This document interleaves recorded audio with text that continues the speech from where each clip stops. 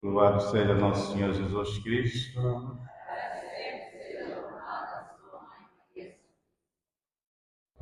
Dizia no começo da nossa celebração que o tema central deste domingo é a questão do homem e da mulher. A sua relação natural, se quisermos, antes mesmo que seja humana, ela é natural, significa ligada à natureza. Porque se fosse logo naturalmente humana, não seria tão difícil assim viver.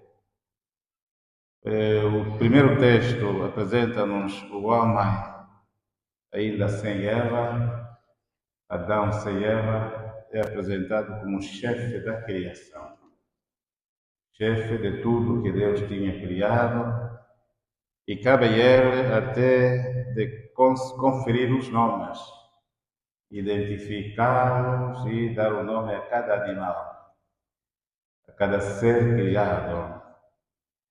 E diz o texto que, no fim de tudo, Adão viu-se praticamente sozinho.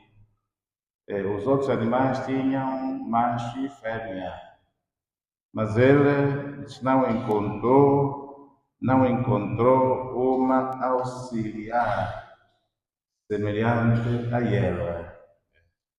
No fundo, se quisermos aqui ler o sentimento deste homem, ele caiu na tristeza.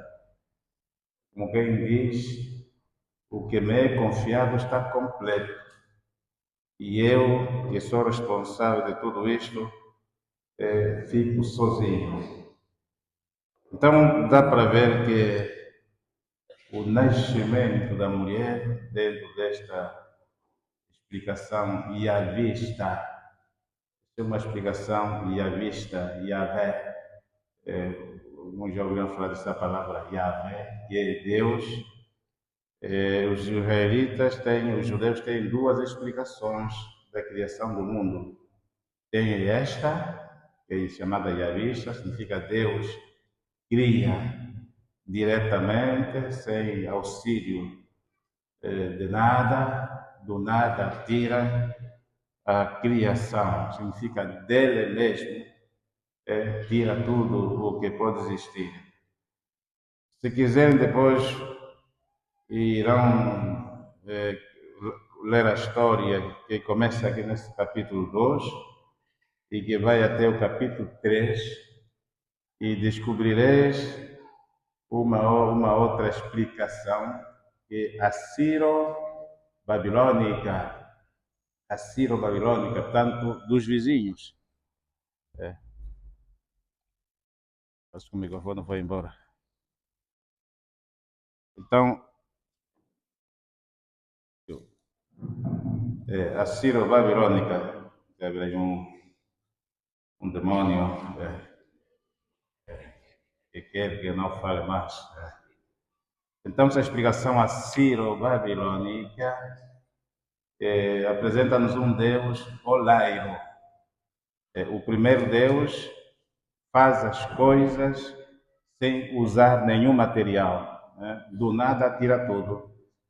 A explicação assiro-babilônica que encontrareis no fim dos capítulos 2 até 3, Deus usa o barro, é um Deus oleiro, porque nós estamos na terra de povos pagãos, os sírios vizinhos, da zona da Cisjordânia e se estende até na Síria, é zona pagã, e vai até Irã, Iraque.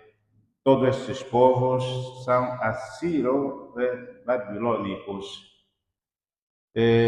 Por isso é que no Iraque, esse país também sofrido de guerra, que foi atacado por uma coalição américo-europeia, com pretexto de que tinham lá armas nucleares, mas afinal queriam apanhar o petróleo. Este povo tanto iraquiano, e que conservava a biblioteca mais antiga da humanidade. Os que estão a estudar história, se estão a estudar bem a história, provavelmente se tiver também bom professor, vos falará deste grande monumento bibliotecário que é chamado UR, UR, e que foi destruída há uns 10 anos atrás pelos estes chamados muçulmanos, esta ala guerreira muçulmana que destruiu essa biblioteca porque conservava as imagens feitas com terra, com argila, as mais antigas, 5.000 anos antes de Cristo. Então este povo valoriza a imagem, valoriza o barro, valoriza a escultura. Mas o outro lado dos judeus não. Os judeus não usam o material natural para fazer. Deus não precisa disso. Ele é Deus, fala e as coisas acontecem. Então vemos aqui uma visão espiritual, divina, dos judeus, e do outro lado uma explicação, se quisermos, material. Esta Síria babilônica conta-se a criação, é daí onde vem o problema da costela. Este Deus que usa o material, arranca uma costela do homem para fazer a mulher. Eu creio que se contarmos as costelas dos homens, estão bem completas. Quem nasceu sem uma costela, o problema é dele, mas não é o problema de Deus. Se quiserem, vão ao médico e contem. Se faltar uma, não é Deus que tirou. Ou alguém se partiu num acidente, ok? Portanto, mas a história quer dizer outra coisa. Só quer sublinhar que o amigo, o companheiro, a pessoa mais próxima do homem é a mulher. Só quer dizer isso. Que o amor mais delicado, mais próximo, mais, digamos assim, a considerar a mulher que é única. Porque senão o homem poderia afeiçoar-se aos animais. Como hoje alguns homens que não têm muito, vocês estão a ficar com tara, ok? Estes que vivem com animais, e são praticamente, não sei como se podem ser classificados. Mas de qualquer maneira fogem dos homens, das mulheres e dominam os animais. Então, este texto é bom entendê-lo. Costela significa proximidade, a proximidade mais íntima, se quisermos, entre o homem e a mulher. Então, se for assim, se Deus tirou a costela, consideramos que Deus tirou a costela do homem, se um homem maltrata a sua mulher, está a quebrar as suas costelas. Sim? Se o homem maltrata a sua mulher, está a quebrar, está a maltratar-se a si mesmo. Já não está só a maltratar a mulher, mas ele está a quebrar-se.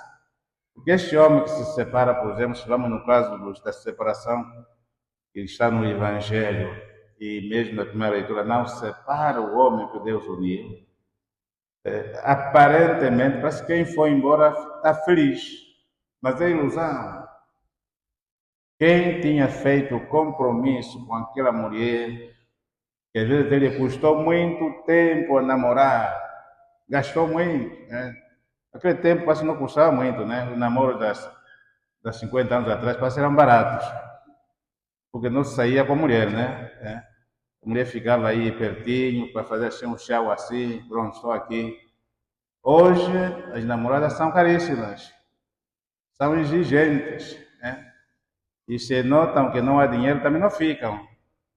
Ficam por outras coisas, mas se não há dinheiro, não ficam lá muito perto. Então, por isso é que, se calhar, as leituras que pode fazer antes e agora é mesmo um abismo. Um abismo. Por isso é que, às vezes, vemos alguns lares, os lares, por exemplo, antes da independência e um pouco depois da independência, alguns estão intactos. Estão intactos. Mas depois veio a crise que destruiu até por razões políticas. Houve até casais que se separaram por razões políticas. Conheço um amigo assim. A mulher estava a dizer ao marido: olha, se você entrar no partido, político, se você ficar político, você vai ganhar mais dinheiro do que você está a fazer agora. Mas o marido disse: não, eu não quero. Até porque o marido era médico, não queria essas aventuras. E a mulher puxou tanto por este homem, que o homem disse: não, eu não quero. Chega-me a ser médico. Diz: não, mas se você entrar, você vai subir. Porque a mulher estava lá. Puxou, como ele não quis. Não, então se é assim, fica sozinho. Foi embora. A mulher foi embora. Encontraram um homem que era o colega lá do partido. Então, para dizer que veja que até razões políticas ajudaram a separar muitas pessoas, sem falar de razões religiosas e outras. Então, este tema é do nosso tempo, da nossa época, é do nosso momento, porque conhecemos pessoas que estão a viver isso. Pessoas que vivem sozinhas, separadas, e muitas vezes uma separação dolorosa. Uma separação dolorosa. E nós temos de tudo. Às vezes a mulher quer ir embora, porque já chega mesmo, não dá mais. E às vezes é um homem que diz que não quer mais. Quando é uma mulher a sair, a coisa é bastante grave. Quando é um homem ainda que vai embora, já sabemos que é mais ou menos comum, é assim. 80% de separação entre homens e mulheres está muito caída para os homens. Agora, quando você vê que uma mulher quer mesmo abandonar a casa, aquela casa, nem o diabo fica lá. Quando uma mulher quer ir embora deixar o marido em casa, significa que nem o diabo vai se aguentar aí. Nem Satanás, com as armas que tem, vai ficar aí. O inferno, até se calhar, é menos quente que aquela casa. É mesmo assim. O contrário é mais ou menos normal. Então, prossiga Jesus é categórico. Jesus é categórico. Quem a repudiar a sua mulher e casar com outra, comete adultério com a primeira. Há pessoas que ficam tranquilos, não, já deixei aquela, até fez um casamento civil, porque se estava casado na igreja, não pode voltar a casar na igreja, até que se resolva a coisa. Mas o adultério tem outra dimensão. É que a tua relação que você criou aqui diante do altar não está rompida. No tribunal divino, quem vai aparecer é aquela que sentou aqui contigo. A segunda não vai aparecer, porque não existe. Não existe. Aquela nem sombra nem sombra nem miragem. Então, aquela que sentou aqui é a única que está aqui, é importante, porque você escreveu no livro. Há um cântico até que se canta, né? Deus escreve, não sei o quê, quando estão a casar, né? A noiva vai assinar, não sei o quê. Às vezes é perder tempo. A noiva vai assinar, não sei o quê. Vai assinar. Mas depois assinou o quê? E o noivo também assinou o quê?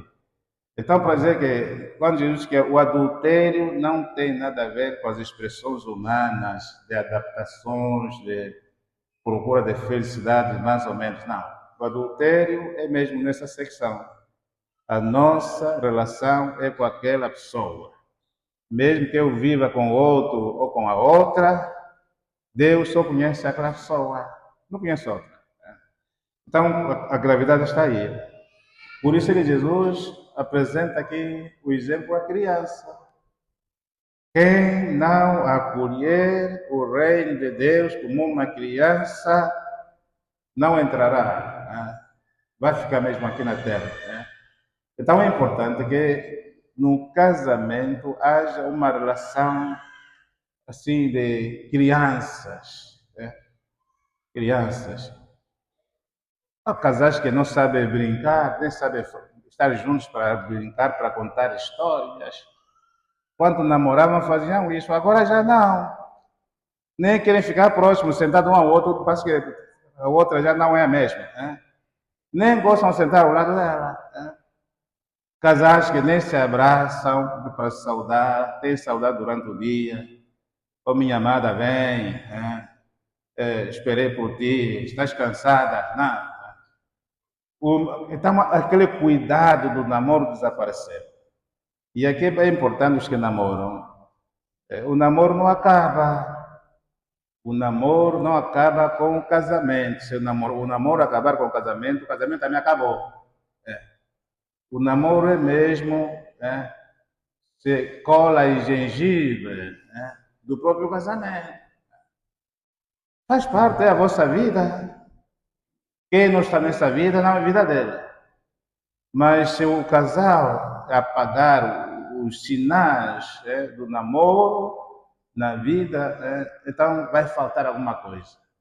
Porque só a boa vida material não interessa ter boa casa, bons carros, ter tudo, mas a consideração humana não existe.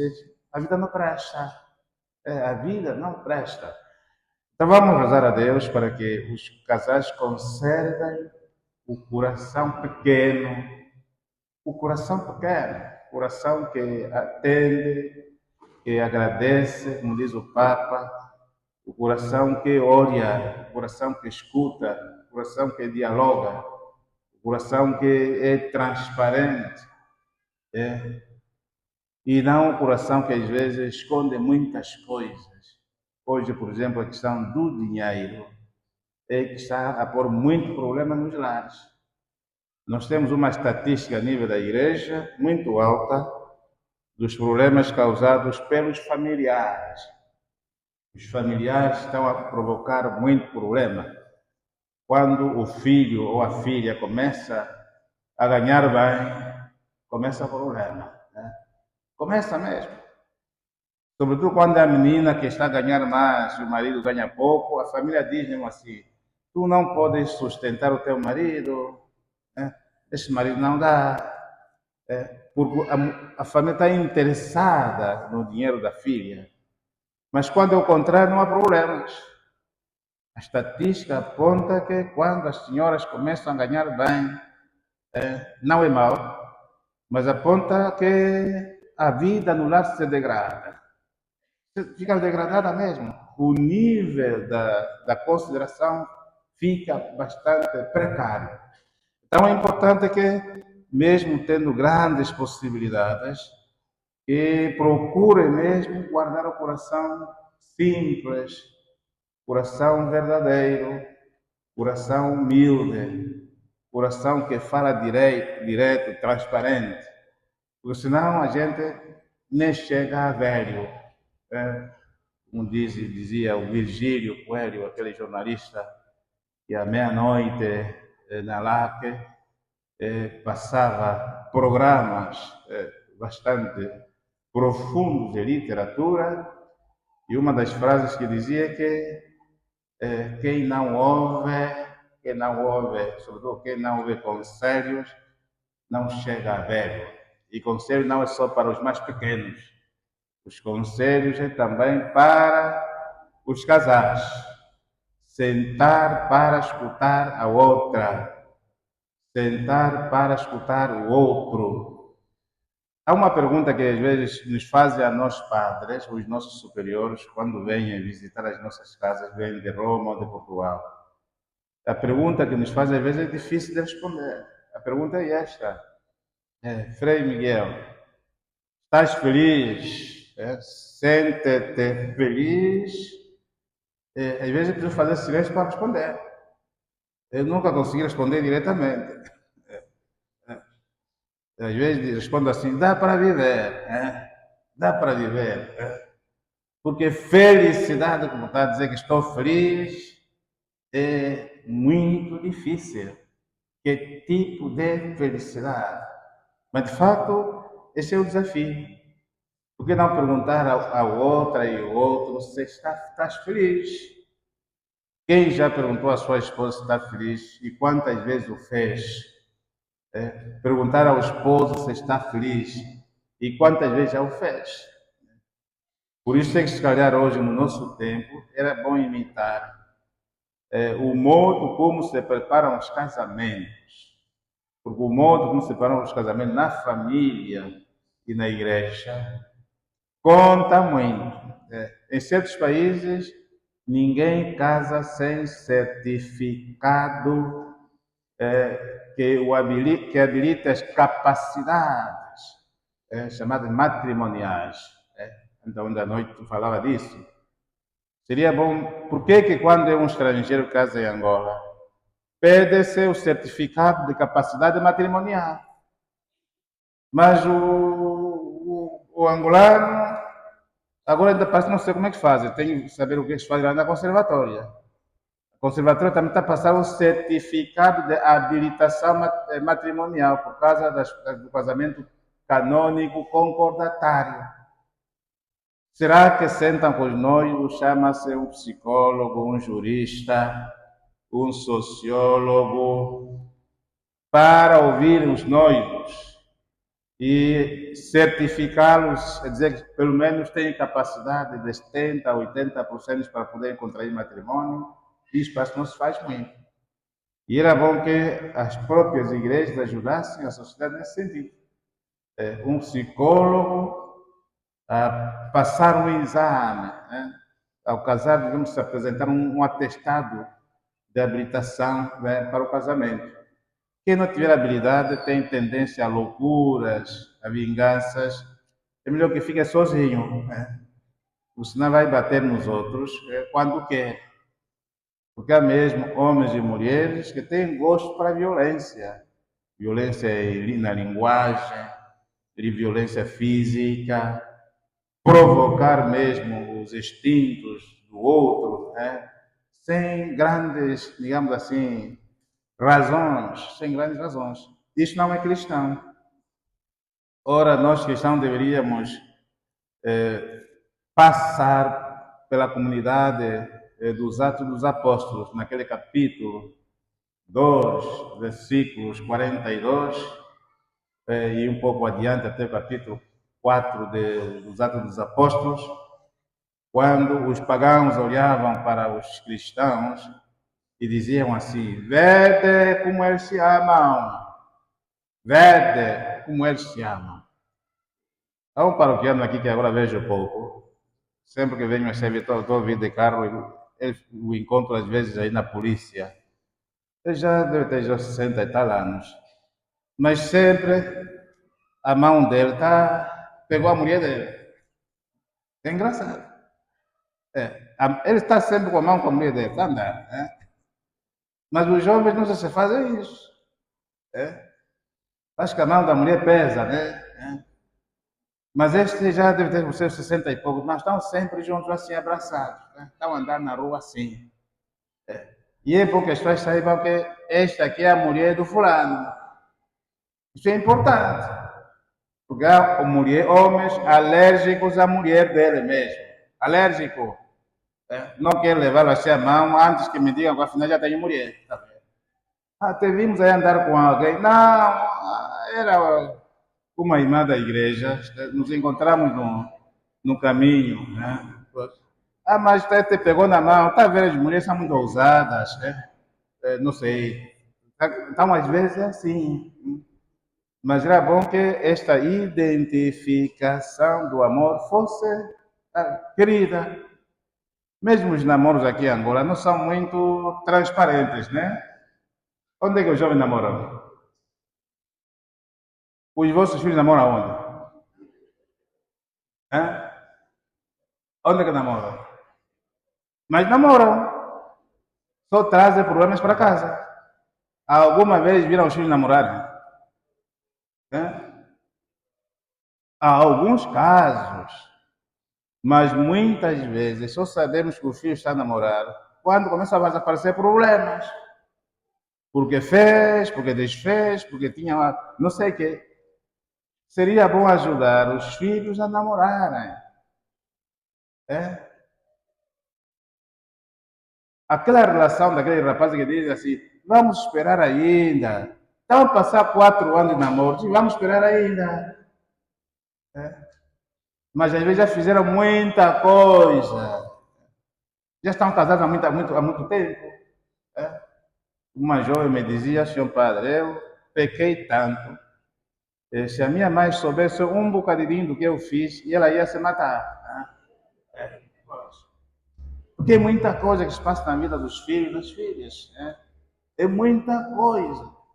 Algumas filhas já foram para o inferno várias vezes. Enfim, pactos com demônios e o que fazem. Então é importante, se calhar, começar esse diálogo a nível da família, para que no futuro não conheçam estes inconvenientes de sabores praticamente muito graves. Então, a advertência de Jesus é importante. Voltarmos a ser crianças. Estão aqui crianças, né?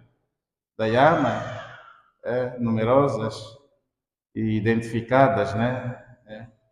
Há muito mais meninas que rapazes. Não sei o que está a passar também nesse país. Né? Parece que as mulheres estão, até meninas, crianças também, só mais meninas, rapazes estão onde? Está a ver a crise dos homens? Já começa desde a infância. Eu tenho um sobrinho de 6 anos. Não sei se agora que descobriu que tem um órgão sexual ou quê. Agora já quando está a tomar banho, o ano passado lhe davam banho, com 5 anos. Agora com 6 anos, já não quer, ninguém lhe quer ver problema. Como é que uma criança de 6 anos já está até esse comportamento assim? O que é que descobriu? Talvez isto é que tem também afastado as crianças, os rapazes da igreja. Descobrem o valor da sexualidade muito cedo, muitas vezes só complexo de Édipo, mas se os pais não ajudarem, esses filhos vão começar a crescer mesmo assim, a ter já inimizade com as meninas e a relação complexa neste mundo. Então é importante que os pais façam esse trabalho e identificar o mais cedo possível que tipo de ajudas é que essas crianças devem receber. Então, continuamos a nossa celebração rezando por nós mesmos.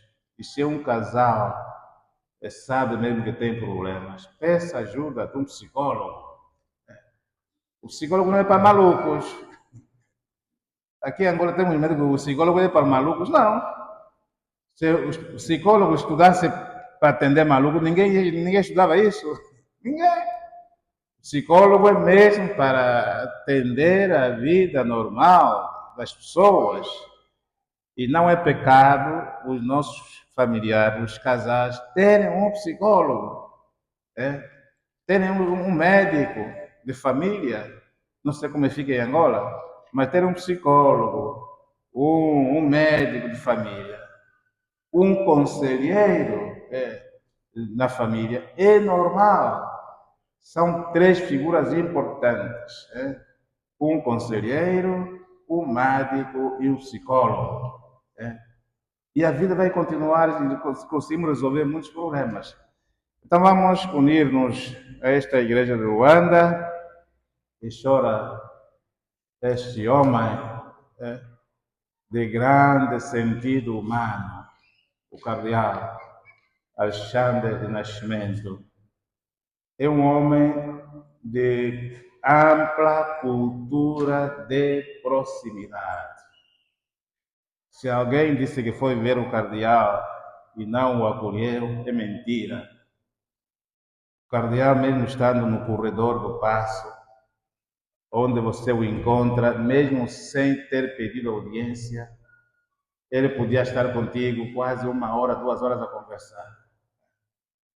Era um homem do coração aberto, até com crianças. Eu já contei aqui uma coisa de como uma criança que saiu da mãe, foi abraçar a batina dele, e a criança ficou aí quase 7, 10 minutos a falar com ele, não sei o que estavam falando. Para dizer o quê? Ele tinha uma disposição interna de humanidade, de proximidade, que nos deveria todos ensinar que o mais importante é mesmo valorizarmos o outro. Valorizarmos o outro. O outro deve ser o primeiro, a primeira atenção da nossa ação tanto na família, na sociedade, como também na igreja. Então vamos louvar o Senhor para que Ele continue a abençoar-nos, tanto no momento da morte, como também no momento da vida. Assim seja.